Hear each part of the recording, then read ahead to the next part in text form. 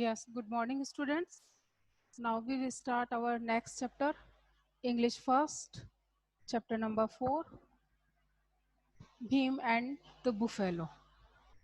This chapter is a short story, and we can say it's a moral story. Now we will start our chapter. First of all, there are many characters in this chapter.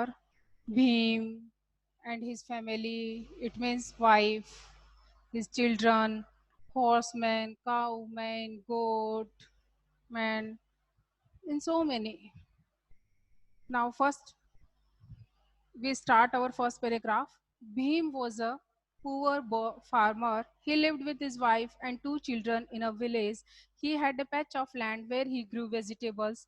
His two buffaloes gave milk to the family. Bhim and his family were happy and they always thanked God for their head. यानी ये जो chapter हमारा start हो रहा है वो सबसे पहले हम भीम के बारे में ही बात करेंगे। और भीम है वो क्या है, एक पुअर फार्मर। फार्मर कौन होता है? जो क्रॉप्स प्रोड्यूस करता है। ठीक है, तो एक पुअर फार्मर है, वो अपनी वाइफ और चिल्ड्रन के साथ एक छोटे से विलेज में रहता है। उसके पास एक patch of land, what do you mean by patch of land, यानी छोटा सा स्मॉल पीस है लैंड का जिसपे वो वेजिटेबल ग्रू करता है, यानी वेजिटेबल लगाता है। और उसके पास टू बफेलोज है जो क्या करती है, उसकी फैमिली के लिए मिल्क देती है उसे। और भीम और उसकी फैमिली हमेशा हैप्पी रहती है और गॉड को थैंक बोलती है कि हम जिस भी कंडीशन में, जैसी सिचुएशन में हैं, हम खुश है। The next paragraph, the children grew older. Bhim needed more money to send them to school and he and his wife decided to sell one of their buffaloes. They were sad to part with the loyal animal that served them for many years, but they had no other option. Second paragraph में ये बताता है writer कि अब जो भीम के बच्चे हैं, वो जो चिल्ड्रन है, वो ग्रो कर जाते हैं और उनको आगे की फर्दर स्टडी के लिए मनी चाहिए। और मनी चाहिए तो इसके लिए वो क्या करते हैं, वो ये डिसाइड करते हैं कि हमारे पास जो ये टू बफेलोज है उसमें से एक बफेलो है वो हम सेल आउट कर देते हैं। ये चीज उन्हें अच्छी नहीं लगती है, लेकिन इसके अलावा उनके पास कोई दूसरा ऑप्शन भी नहीं होता है। Then third paragraph, the next morning Bhim set out for the cattle market in the town with his buffalo. On the way, he met a man with a horse. The man said, friend, I want to sell my horse. Would you like to exchange it with your buffalo? अब जब कोई चीज अपने को cell करनी होती है तो हम कहाँ जाते हैं? किसी मार्केट में। तो वैसे ही वो जो भीम है, भीम कौन था? Poor farmer. वो कहाँ जाता है? केटल मार्केट में, यानी जहाँ खूब सारे डिफरेंट टाइप्स के एनिमल होते हैं, वहां जाते हैं। और वो क्या करता है, अब वो ये सोचता है कि मैं मेरी बफेलो है वो उसको सेल कर देता हूँ और मुझे मनी मिल जाएगा।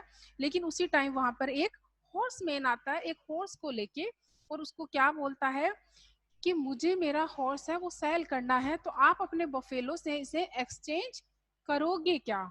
और भीम क्या करता है, 2 मिनट के लिए थोड़ा सा सोचता है और फिर उसको खुश होके happily gave the man his buffalo, और अपना बफेलो है वो उसको दे देता है। But soon he discovered that the horse was lame. He felt disappointment and continued walking. अब वो क्या कहता है, भीम पहले तो वो एक्सेप्ट करता है बहुत खुश होके कि भाई बफेलो की जगह मुझे क्या मिल गया, हॉर्स।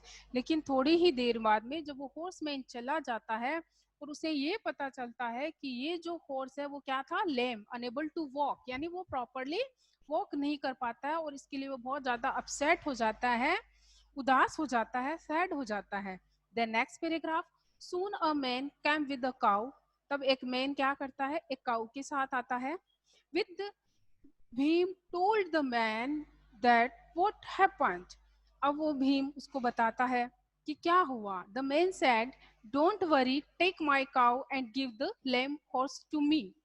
अब वो भीम को जब वो पूछता है, कौन, काउ मैन, कि क्या हुआ, तो भीम पूरी स्टोरी सुनाता है कि इस तरह से मैंने मेरा एनिमल जो है चेंज किया है। लेकिन अब वो उसको क्या बोल देता है, जो काउमैन आता है, कि कोई बात नहीं, डोंट वरी, आप मेरे काउ से अपनी हॉर्स को चेंज कर लीजिए, एक्सचेंज कर लीजिए। Bhim was very happy with the man's kindness. अब भीम फिर खुश होता है, काइंडनेस यानी मर्सी, दया, जो एक सॉफ्ट फीलिंग आती है हमारे अंदर, वो काइंडनेस है। ठीक है, तो वो क्या होता है, बड़ा खुश होता है कि चलो जो मेरा ये हॉर्स है वो लैम है, मैं उसको काउ से एक्सचेंज कर लेता हूँ. The next line, soon Bhim realized that the cow was blind in one eye.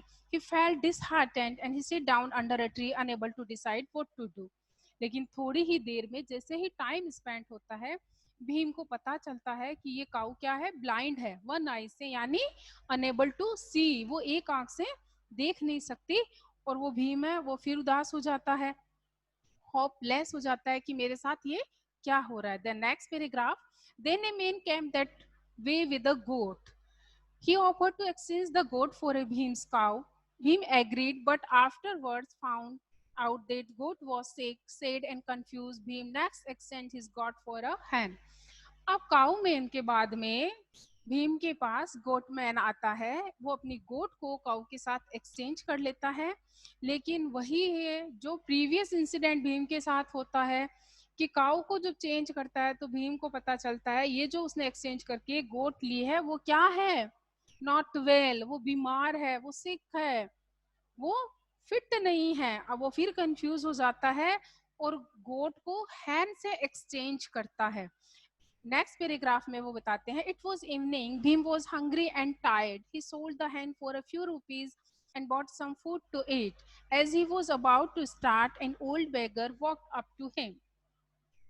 अब इवनिंग का टाइम है, भीम को हंग्री और टायर्डनेस फील होती है, तो वो क्या करता है, थोड़े से रुपीज के लिए हैन को सेल कर देता है और उस रुपीज से अपने लिए थोड़ा फूड लेके आता है.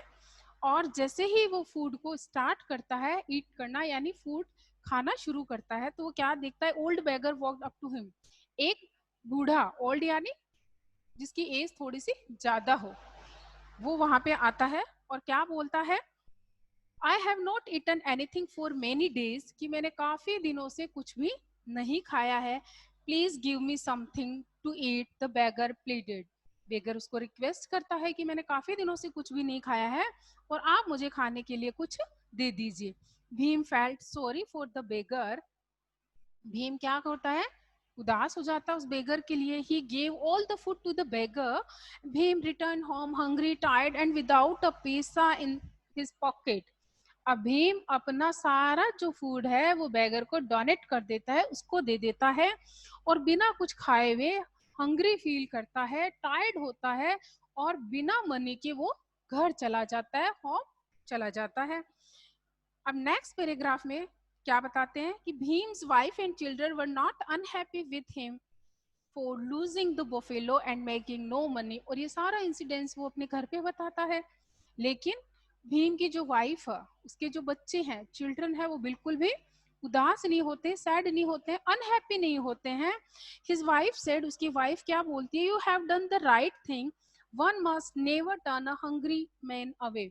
कि हमें किसी भी हंग्री मैन को वापस हंग्री ही रिटर्न नहीं करना चाहिए, यानी उसको ईट करने के लिए, खाने के लिए कुछ फूड देना चाहिए. आपने जो किया है वो बिल्कुल करेक्ट है, बिल्कुल सही किया है. The family went to after dinner. The family went to bed after dinner. जब रात को डिनर हो जाता है तो फैमिली जो उसकी है भीम की, कौन कौन था उसके अंदर, चिल्ड्रन और उसकी वाइफ, वो सोने के लिए चले जाते हैं. When they wake up in the next morning they were amazed at what they saw. अब वो जैसे ही नेक्स्ट मॉर्निंग उठते हैं तो वो क्या देखते हैं, there stood in front of Bhim's house a line of animals. कि वहाँ एनिमल्स की लाइन लगी हुई है और उसके अंदर कौन कौन से एनिमल है, a young buffalo, a healthy horse, a cow, goat, and a hen.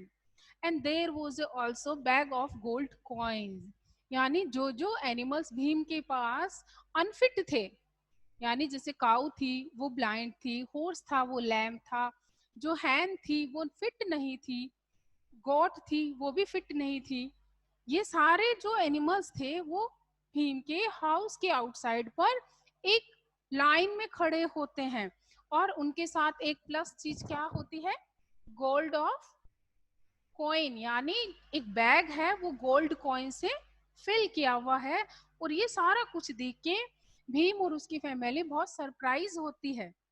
Last paragraph में, after a few moments of surprise they realise what had happened. Bhim's wife said, I am sure the beggar you met was a god in disguise. All this is reward for your kindness. Bhim's family had no more worries and they lived happily. अब भीम की जो wife है वो क्या बोलती है, कि ये जो बेगर थे वो आपके लिए हो सकता है गॉड हो, यानी गॉड है वो बेगर की कॉस्ट्यूम में उसके रूप में आपके पास आए थे, और आपने जो काइंडनेस शो करी थी उसका रिवॉर्ड, उसका जो रिजल्ट है वो आपको ये सब मिला है। उसको क्या मिला था भीम को रिवॉर्ड में? मेनी, खूब सारे एनिमल्स, और ए बैग है वो गोल्ड कॉइन से फुल भरा हुआ बैग गोल्ड कॉइन का भीम को मिलता है। यानी लास्ट में जो भीम की फैमिली है वो बहुत ज्यादा खुश हो जाती है। तो इस चैप्टर से हमें क्या मोरल मिलता है कि यदि हमें कुछ चाहिए, इफ वी वांट मोर तो वी शुड गिव मोर, कि हमें कुछ ज्यादा चाहिए तो हमें ज्यादा देना भी चाहिए। Clear students? इस चैप्टर के अंदर आपके काफी सारे हार्ड वर्ड्स भी आए हैं, अपन थोड़ा सा उनके बारे में डिस्कस करते हैं। जैसे फर्स्ट पैराग्राफ में था पैच ऑफ लैंड, यानी एक लैंड का small part. Okay, then next word था पार्ट विद, यानी किसी को कोई चीज दे देना, गिव अवे, जो भीम ने डिसाइड किया था कि वो अपने वो फेलो को दे देगा। देन नेक्स्ट आया था सेट आउट, यानी अपना कोई काम है वो स्टार्ट करना। एक वर्ड आया था डिस्कवर्ड, यानी किसी चीज को फाइंड आउट करना। एंड नेक्स्ट वर्ड आया था लेम, अनएबल टू वॉक, यानी जिसको चलने में कुछ प्रॉब्लम हो। डिसअपॉइंटेड, इसका मीनिंग होता है अपसेट होना, सैड होना। ओके, तो इस चैप्टर को आप अच्छे से रीड करेंगे। आई होप आपको ये चैप्टर अच्छे से समझ में आया होगा। Thank you.